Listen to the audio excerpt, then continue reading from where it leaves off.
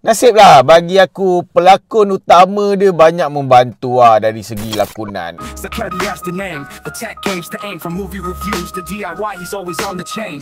Unboxing gadgets, fixing up the place. A digital guru with a funny face. He dives into the silver screen. A cinematic journey, a vivid scene. Assalamualaikum, hai. Okey, hari ni aku tengok wayang lagi, cerita horror.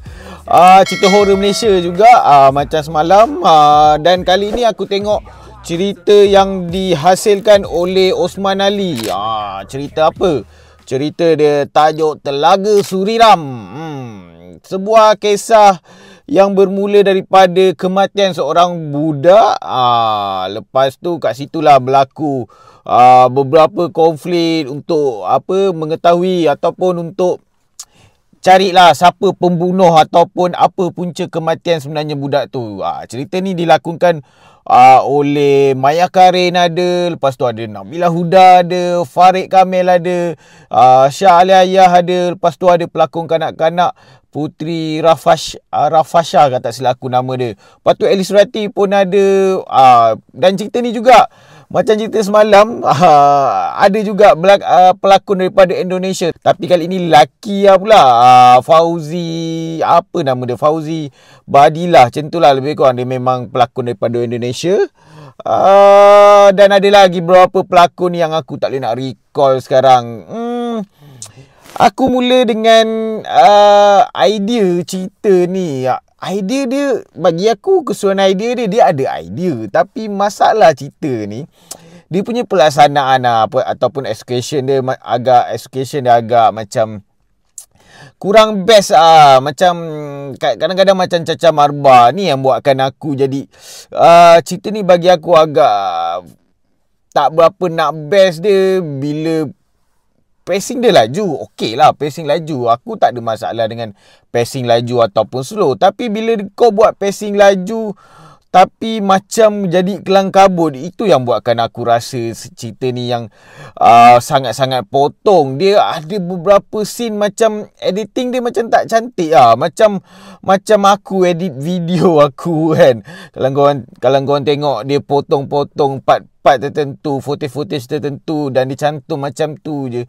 Aku rasa macam sangat terganggu Yelah kalau editing video macam aku, okey lah, tak apa lah. Tapi kalau untuk bentuk filem bagi aku sangat macam tak best ataupun tak cantik. Lepas tu ada beberapa scene yang macam hilang arah. Ada lagi-lagi masa first act dia tu, aku dapat rasakan dia macam something yang missing macam benda yang hilang arah. Aku tak tahu nak cakap macam mana. Tapi benda tu, perasaan tu aku dapat Aku rasa macam tak puas hati bila masa dia, mungkin sebab editing dia tu macam Caca Marba tu yang aku rasa macam apa sebenarnya nak tunjuk kan.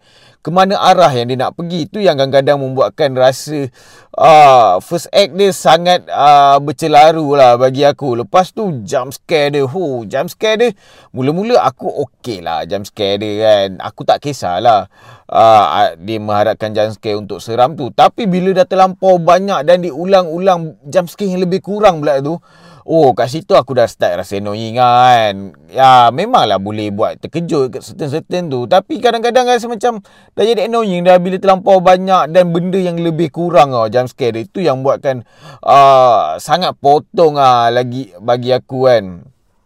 Lepas tu apa yang juga yang tak berapa nak best, CGI dia. CGI dia, aku tak tahu lah kenapa perlu dia gunakan CGI untuk buat untuk menunjukkan sesuatu perkara ataupun adalah satu scene tu.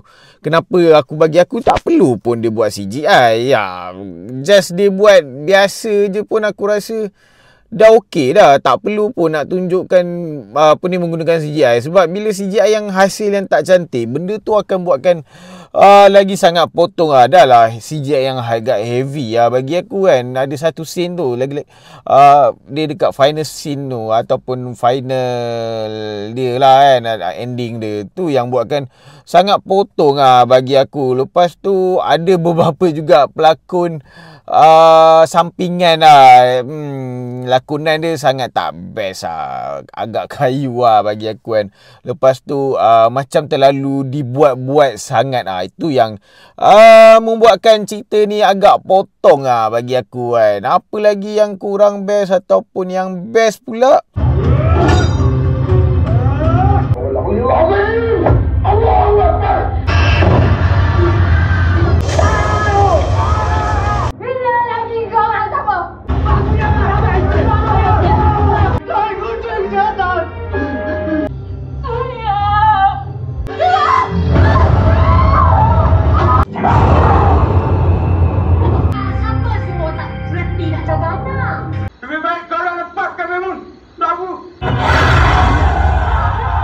Nasib lah bagi aku, pelakon utama dia banyak membantu dari segi lakonan. Macam Nabila Huda, of course. Lepas tu Maya Karin, Elis Surati, Farid Kamil pun okey, quite good juga. Syah Aliayah pun boleh lah, okey juga kan. So pelakon-pelakon utama ni sangat-sangat membantu untuk menjayakan ataupun membuatkan cerita ni at least kau boleh tengok. Aku rasa kalau dia ambil pelakon-pelakon yang jenis yang so-so je, yang tak berapa nak best, aku rasa cerita ni akan jadi sangat lagi tak best kan. Lepas tu apa juga yang membuatkan aku rasa cerita ada something orang kata kan, kritikan sosial dia kritikan sosial dia agak bagus penindasan terhadap orang yang tak keupayaan, orang tak ada orang kurang upaya ataupun orang yang lemah kan.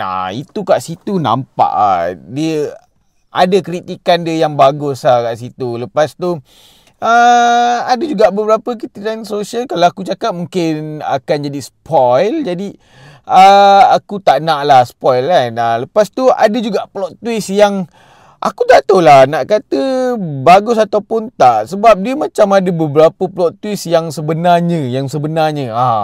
Selepas plot twist, dia ada plot twist yang lain pula. Itu yang kadang-kadang aku tak tahu nak kata bagus ataupun tak. Tapi benda tu nak kata mind blown sangat tak lah. Tapi dia ada satu benda yang kadang-kadang macam macam tu rupanya.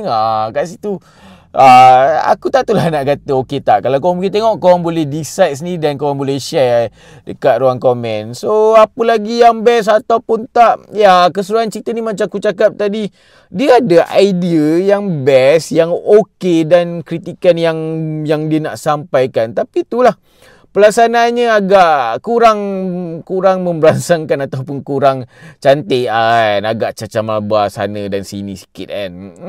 So berapa bintang yang aku boleh bagi? Aku boleh bagi 5.5 bintang per 10. Kalau dia kurangkan sikit jump scare dan dia tak editing ataupun scene-scene yang dia ada tu tak bercelaru, aku rasa cerita ni okey je, tak ada masalah pun. Dan kalau korang rasa review aku membantu korang untuk tengok ataupun tak cerita Telaga Suriram ni, aku harap korang dapat subscribe tu channel aku. Boleh like, boleh share, boleh komen video-video aku. Sekian, Assalamualaikum.